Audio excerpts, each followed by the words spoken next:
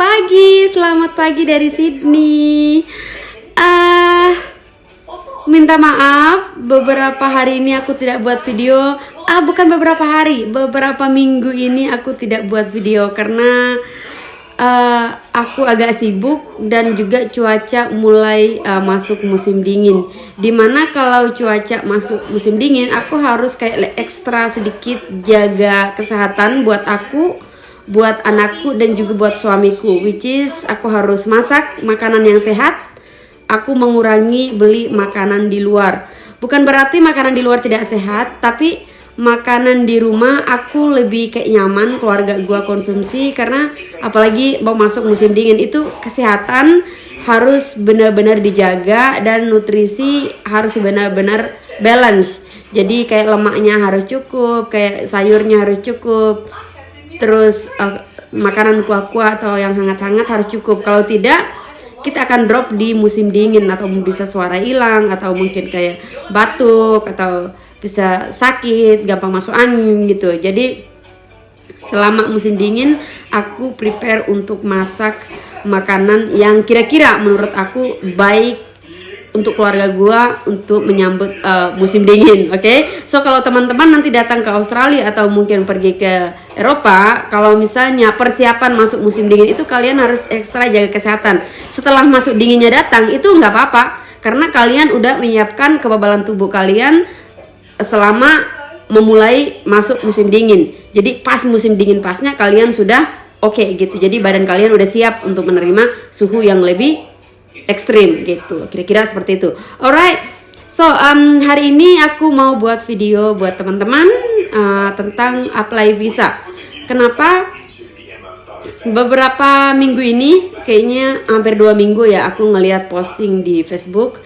Banyak orang, tidak 1, 2, atau 3 orang yang posting dan nangis bombay visanya ditolak. Yeay, kasihan ya. Oke, apply visa ke Australia itu khususnya tidak hanya mentang-mentang dokumen udah lengkap, no. Kamu harus tahu juga membaca situasi dan kondisi, atau biasa orang bilang sikon. Ya harus pintar melihat itu. Kenapa? Karena kalau kalian apply visa di waktu yang tidak tepat, sasaran akan salah. Jadi kalian nggak akan tepat sasaran, jadi visa nggak bakal di-granted. Karena apa? Karena waktunya nggak pas, situasinya nggak pas. So penting sekali, tidak hanya dengan dokumen yang lengkap, dengan rekening koran yang bagus, dengan tabungan yang oke, tapi situasinya nggak pas ya sama aja meleset juga gitu. Oke? So mau apply visa, pastikan semua harus diperhatikan. Aku sedih sih gitu ngelihat teman-teman udah apply visa, udah ini dokumen terus ditolak gitu. Kenapa? Karena mereka hanya modal dokumen ngelihat gitu, mereka nggak cari informasi dulu kapan sih apply visa yang pas gitu. Mereka nggak search itu, jadinya udah capek-capek kumpulin dokumen, tolak, sekali ditolak udah nggak bisa maju lagi. Mungkin harus tunggu lagi, bisa tunggu 1 tahun mungkin. Saya tahu gua kalau udah tolak 1 kali harus dipertimbangkan, mungkin tunggu 1 tahun, 2 tahun, 3 tahun baru apply lagi. Kalau menurut aku, tapi ada orang yang bilang bahwa apply 3 bulan 4 bulan ditolak terus apply lagi. Ya bisa aja sih, cuman ya laki-laki untung-untungan gitu. Oke, hal pertama yang teman-teman harus perhatikan saat apply visa adalah dokumen. Ya, dokumen harus lengkap. Nah, dokumen apa saja yang teman-teman persiapkan? Contohnya kalau apply visa liburan, saya sudah ada videonya. Teman-teman tinggal nonton lagi cara apply visa liburan dan juga dokumen lengkapnya apa saja. Aku sudah ada video, nanti aku taruh linknya di bawah ini, jadi teman-teman tinggal nonton, oke? Nah, cuman yang perlu teman-teman perhatikan adalah kelengkapan dokumen. Udah pasti rekening harus bagus. Rekening bagus seperti apa sudah ada di video gue juga. Terus waktu teman-teman harus lihat kapan apply visa, waktu yang baik. Nah, memang sekarang bukan waktu yang tepat untuk kalian apply visa. Mulai dari bulan Maret itu, waktu itu saya mau buat video cuman nggak sempat karena aku sibuk banget. Mulai dari bulan Maret kemarin itu sebenarnya tidak boleh apply visa. Kenapa? Karena Australia lagi pemilu. Kalau sama lah kalau di Indonesia. Kalau di Indonesia kita lagi pemilihan presiden, kira-kira kayak gimana? pasti pada amburadul kan, pasti ya pekerjaan negara semua pada amburadul. Nggak, karena apa? Karena nggak ada yang ngawasin, semua pada sibuk kampanye, ya kan? So, exactly juga yang terjadi di sini. Jadi apply visa mereka lagi sibuk negara gitu, jadinya ya seperti itu. Apa yang terjadi di Indonesia ya kira-kira 11-12 hampir seperti itu gitu. Jadi itulah kenapa teman-teman apply visa sebagian dokumen kurang lengkap, tek, langsung ditolak. Dokumen kurang lengkap, tek, ditolak karena waktunya tidak pas. So jadi kalau bisa hindari apply visa sekarang sampai selesai kampanye. Sekarang lagi pemilihan. Jadi kira-kira kalau kalian mau apply visa lagi sekitar bulan 8, 9, 10. Itu adalah waktu yang tepat. Sekarang kalau bisa jangan apply visa dulu. Kumpulkan saja dokumennya dulu, atur dulu rekening sebaik mungkin. Tabungan diperbenarin asetnya, nama-nama yang tidak benar dibenarin, rekening yang tidak benar dibenarin dulu, rekening koran yang belum kelar dikelarkan dulu. Oke, jangan buru-buru apply visa. Kenapa? Sekali kalian ditolak itu artinya kalian membuang waktu 1, 2 sampai 3 tahun. Oke, dan itu laki-lakinya. Karena apa? Karena kalian sudah punya history di mana visa kalian ditolak, dan di situ alasan ditolaknya karena apa? Nah, kalian harus menjelaskan lagi di awal. Oke, itu tentang apply waktu yang tepat. Terus yang berikutnya, jangan apply sendiri. Banyak sih yang tidak setuju dengan aku. Aku lebih menyarankan teman-teman jangan apply sendiri. Kalian buang uang untuk bayar agen tidak rugi kalau kalian datang ke sini akan terasa worth it setelah visa granted. Memang sih tidak ada jaminan kalau agen yang apply visa kita itu bakal granted. Tidak ada jaminan. Tapi setidaknya agen sudah profesional di hal ini, ya kan? Jadi dokumen apa yang kira-kira tidak mempan, ini agen akan bilang oh ini kurang, oh yang ini nggak boleh, oh yang ini boleh, harus seperti ini. Paling tidak akan ada yang begitu. Dan pertanyaan-pertanyaan yang menjebak, agen sudah tahu harus jawab seperti apa, dan dia udah kasih tahu ke kita. Tapi kalau misalnya kita apply sendiri, ya kita hanya modal sepengetahuan kita gitu. Jadi tersalah klik ya udah habis. Sekali ditolak ya udah, di end nggak akan ada yang kasih kita masukan apapun gitu. Tapi kalau agen kira-kira dokumen tidak memadai, dia akan bilang ini dokumen belum memadai. Jadi kita bisa mundur. Karena apa? Sekali maju ditolak habis kita, gitu loh. Jadi saya selalu sarankan sama teman-teman, buang uang sedikit bayar agen tidak apa-apa. Karena bayar agen tuh kita nggak capek loh. Kita cukup ambil semua dokumen kita pergi ke sana kantornya, tanda tangan, semua sudah disiapkan. Mana yang harus diisi, mana yang harus ditanda tangan sudah diinin. Jadi dokumen kita udah benar-benar bersih, gitu. Jadi kita tinggal tanda tangan, cek dokumennya semana, yang mana, itu semua sudah dibantu sama agen. Jadi aman. Kalau misalnya kita sendiri yang ngurusin, kayaknya ribet banget. Itu pengalaman gue sih. Jadi aku selama ini mau apply visa kemanapun, aku selalu pakai agen. Karena apa? Aku tidak mau buang-buang waktu. Pertama gue harus buang waktu, terus tenaga, belum lagi gue harus fotokopi ini, fotokopi itu, tanda tangan sana, tanda tangan sini. It's too much job. Jadi mending kita bayar agen, semua kita terima bersih, tinggal tanda tangan, semua dokumen apa, formulir sudah disiapkan, aman, tinggal bayar, selesai. Ada yang kurang mereka telepon kita, tinggal tambahin. Jadi itulah kenapa selama ini gue apply visa ke negara manapun gue selalu lolos, karena dokumen gue cukup lengkap dan aku selalu pakai agen. Oke? Nah, agen tidak harus agen-agen tertentu, agen di mana aja teman-teman. Kalian tinggal search agen konsultan Australia terdekat kalian, jadi kalian tinggal datangin. Jangan cari agen kalian di Malang, cari agen di Bali. No, jangan seperti itu. Kalian akan kena tipu. Kalaupun kita kena agen yang baik-baik, itu akan ribet sekali gitu loh. Jadi kalau memang kalian di Bali, ya cari agen yang ada di Bali. Kalau kalian di Malang, cari agen yang di Malang. Kalian di Surabaya, cari agen yang di Surabaya. Kalian yang di Medan, cari agen yang di Medan. Jadi jangan cari agen kalian di Medan, cari agen di Bali. Kalian di Surabaya, cari agen di Jakarta. No, kalian akan pusing. Karena apa? Kalau dokumen kurang yang bagian mana, kalian harus terbang, nggak mungkin kan. Tapi kalau misalnya kalian di dekat, di daerah kalian tinggal choose drive atau mungkin pakai motor, naik Uber atau apa, kalian udah nyampe gitu loh. Jadi jangan dibikin susah. Apply ke Australia ini udah susah banget. Jadi tolong cari mudahnya, jangan cari gampangnya, apalagi cari iritnya. Oke? Bukan berarti saya suruh kalian boros, no, tapi cari aman, cari safety. Alright? Berikutnya adalah memastikan keadaan, jangan memaksa. Yang dimaksud di sini adalah perhatiin gitu. Kalau dokumen teman-teman kurang memadai, ya jangan memaksa diri. Lengkapin dulu. Nah, cara lengkapinnya seperti apa? Aku sudah sampaikan di video aku sebelumnya, tapi aku bakal ceritain sedikit. Di sini rekening harus jelas. Rekening jelas itu adalah tidak dibuka rekening baru-baru ini. Kalau bisa rekening yang udah lama dibuka.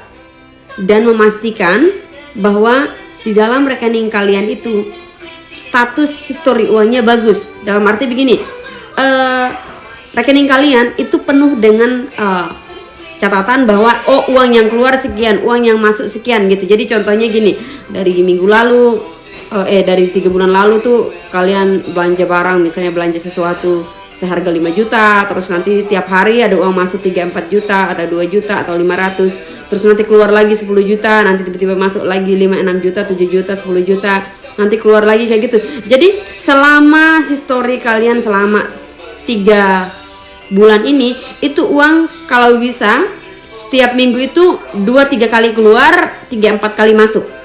Jadi artinya uang yang masuk ada, uang yang keluar juga ada. Jadi terus ya gitu selama 3 bulan. Jadi artinya rekening koran kalian tuh banyak catatannya, banyak tulisannya, uang keluar masuk gitu. Jadi jangan-jangan sebulan masuk 10 juta, habis itu keluar terus keluar, terus tinggal uang di rekening tinggal sisa 2 juta, terus masuk lagi 10 juta. Ya nggak bisa, itu nggak bisa dipakai itu, gitu loh.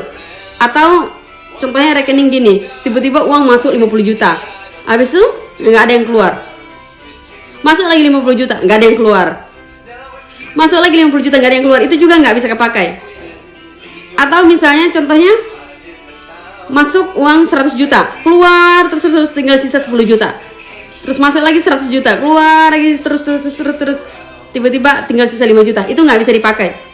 Jadi uang di rekening ini, rekening koran yang bagus, uang dalam rekening kalian itu sedikit tidak apa-apa. Jadi misalnya di dalam rekening kalian tuh cuma 50 juta uang yang ngedap, yang diam di rekening itu cuma 50 juta, itu nggak masalah. Yang penting setiap hari tuh harus ada uang. Kalian harus belanja, ya tak belanja di mana kayak gitu kan, kalau orang bisnis lah. Jadi belanja terus nanti masuk lagi tiap hari itu ada yang masuk 3 juta, 2 juta, 500, 100 ribu, 200 ribu, tiap hari itu ada yang masuk. Nanti bulan depan kayak gitu lagi, keluar lagi uang besar, terus nanti tiap hari lagi ada yang masuk sekian, kayak gitu terus. Jadi harus ada catatan yang balance. Oh berarti ini ya namanya orang berduit. Kalau orang berduit itu tiap hari belanja tapi dapat lagi, tiap hari belanja dapat lagi, itulah namanya orang berduit. Dan orang berduit itu tuh wajib liburan. Jadi kalau misalnya uangnya masuk dan diam aja dan nggak belanja apa-apa dan nggak pergi kemana-mana dan nggak ada pemasukan lagi, itu bukan orang berduit dan itu nggak pantas untuk pergi liburan ke negara Australia. Kira-kira peneliti untuk menerima visa kita itu yang dibaca. Jadi gue bukan peneliti terima visa kalian, tapi ini yang aku pakai, trik ini yang aku pakai selama gue apply visa ke negara manapun, visa gue selalu lolos, nggak pernah ditolak. Dan mungkin kalau udah aman-aman gue mau apply visa lagi ke Amerika gitu. Jadi kalian harus perhatiin uang yang masuk sama uang yang keluar harus seperti apa kak. Nggak perlu harus seperti apa, yang jelas aku udah bilang tadi bahwa uang keluar masuk. Jadi kalau misalnya hari ini kalian keluarkan uang 3-4 juta, 5 juta, ya besok kalau bisa ada yang masuk 200, 300, 400, 1 juta, 2 juta. Kalau misalnya hari ini kalian keluarkan uang 10 juta di rekening kalian, paling tidak harus ada lagi yang masuk 5 juta, 6 juta atau dan itu nggak harus masuk sekaligus, sama dikit-dikit aja, 100 ribu kayak, 200 ribu kayak, 1 juta kayak, 2 juta kayak, terserah. Yang penting setiap hari harus ada yang masuk atau enggak dalam seminggu 2 atau 3 kali. Oke? So pastiin rekening sekotor mungkin. Artinya catatannya tuh banyak gitu loh. Itu yang menjamin visa kalian diterima. Oke? Terus sama isi rekening. Ya isi rekening kalau bisa mau datang liburan ke Australia ya jangan mentok-mentok amat lah. Kalau bisa ya agak banyak gitu-gitu kalian taruh uang yang mungkin 100 juta, mungkin 60 juta mungkin. Tapi dulu pas aku apply visa, uang di rekening gua cuman 70 juta. Dan aku dapat visa multiple entry 3 tahun. Itu artinya aku selama 3 tahun aku bisa bolak-balik Australia. Dan waktu itu aku benar cukup, aku pergi ke Australia, aku balik lagi ke Bali, habis itu pergi lagi gitu. Jadi apply visa itu digranti karena bukan karena gue punya duit banyak, karena uang di rekening gue ratusan juta, bukan. Tapi karena memang waktu itu aku bisnis online. Oke, oh ya, sekarang gue bisnis online sih kalau kalian mau beli baju, beli di gue. Alright. Jadi waktu itu aku jualan baju di Bali. Nah, karena aku jualan online, tiap hari itu uang masuk ke rekening gua. Dan kadang-kadang tiap sore aku juga salah tutup toko, aku langsung masukin uang ke rekening gua. Jadi uang gua di rekening itu tidak terlalu banyak, cuma 70 juta pas aku apply visanya. Tapi sebelum aku apply visa itu uang gua tiap hari rekening gua selalu terisi uang. Entah itu dari pelanggan gua, ada yang transfer uang 1 juta, 2 juta, ada yang 100, 200 ribu, tergantung orang beli baju berapa lembar. Jadi terus aku juga masukin sendiri ke rekeningku. Jadinya uang selalu masuk ke rekening gua tiap hari. Dan aku juga belanja barang cukup banyak. Jadi kadang-kadang aku belanja barang di Jakarta, kadang-kadang aku belanja barang di Bali, dan itu keluar uang kadang 10 juta, kadang 15 juta, kayak gitu. Tapi uang masuk terus sedikit-sedikit, nanti uang ngumpul. Nah, pas aku apply visanya, uang dalam rekening gua cuma 70 juta. Dan aku bilang ke agen bahwa uang di rekening aku cuma sekian adanya, karena yang lainnya udah jadi barang. Jadi agen bilang bahwa jangan terlalu fokus uang di rekening, tapi fokus sama rekening koran, sama history rekening koran kalian. Oke, so itu yang teman-teman siapkan saat nanti kalian mau apply visa. Jadi jangan macam-macam, oh nggak apa-apa lah kayak gini, nggak ada namanya nggak apa-apa lah, nggak apa. Harus rekening bagus tadi yang seperti aku ceritain. Oke? Terus aset kalau bisa jangan main-main. Banyak teman-teman bilang nggak apa-apa lah pakai aset orang tua, boleh nggak pakai aset sendiri gitu loh. Kalau misalnya kalian liburan, kecuali kalau kalian sekolah ya. Kalau misalnya teman-teman mau liburan, jangan mengharapkan aset orang tua. Pakai aset atas nama sendiri. Beli motor kayak mungkin motor bekas aja gitu. Motor pakai atas nama sendiri, atau mungkin tanah kalau ada, atau mungkin usaha kecil-kecilan kalau ada. Itu akan sangat membantu saat kalian apply visa. Karena apa? Karena kalian punya aset di Indonesia. Jadi mereka berpikir kalau misalnya kamu punya aset, itu kamu akan ada jaminan untuk kamu kembali ke negara kamu. Karena apa? Karena kamu punya barang-barang di Indonesia. Tapi kalau misalnya kamu nggak punya apa-apa, bisa aja kamu tinggal di Australia seterusnya gitu. Kira-kira itu yang mereka baca kalau misalnya kalian nggak punya aset dan itu bisa ditolak.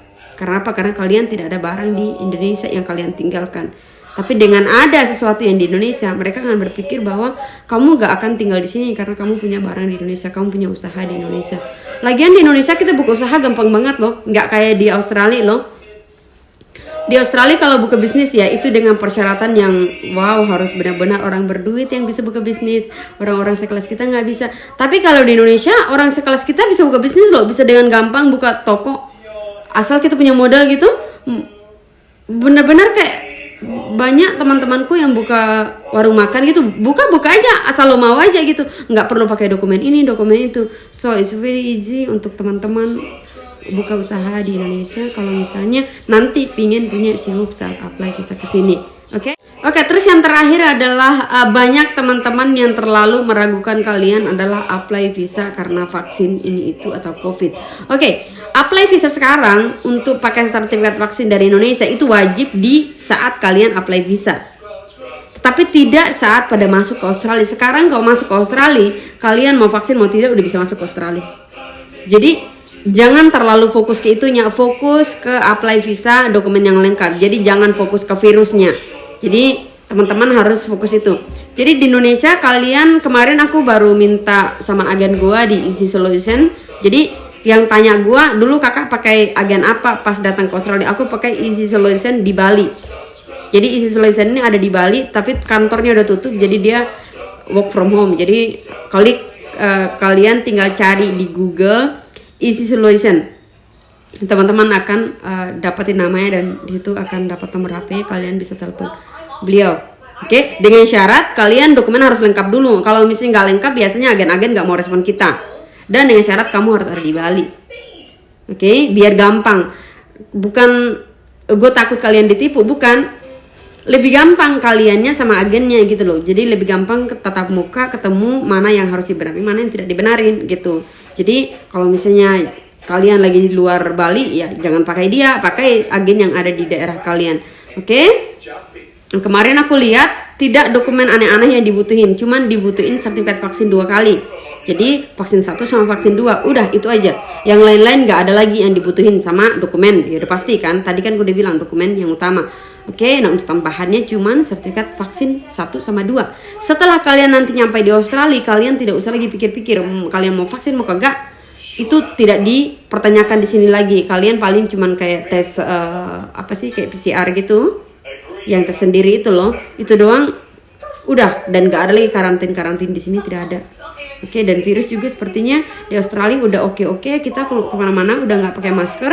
Ya masih pakai sih kalau mau, kalau misalnya kayak public transport orang sudah nggak wajib pakai masker, ada yang pakai ada yang enggak. Kalau aku lebih prepare pakai sih, cuman kadang-kadang kalau lagi pakai lipstick, pakai baju bagus ya gue nggak pakai lah biar kelihatan cantik dikit ya kan. Kalau misalnya pergi kerja kumal-kumal gitu ya gue nggak pakai, gue pakai masker.